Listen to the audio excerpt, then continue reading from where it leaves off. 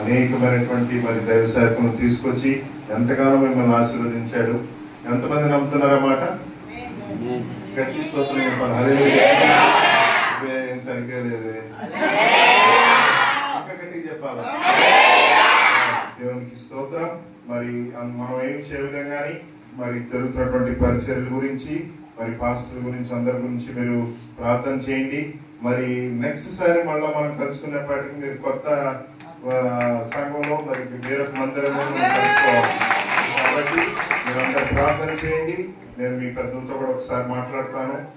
మరి దేవుడు ఆ గొప్ప కార్యం దేవుడు ఇక్కడ చేయలాగా మీరు ప్రార్థన చేస్తేనే కార్యాలు జరుగుతాయి.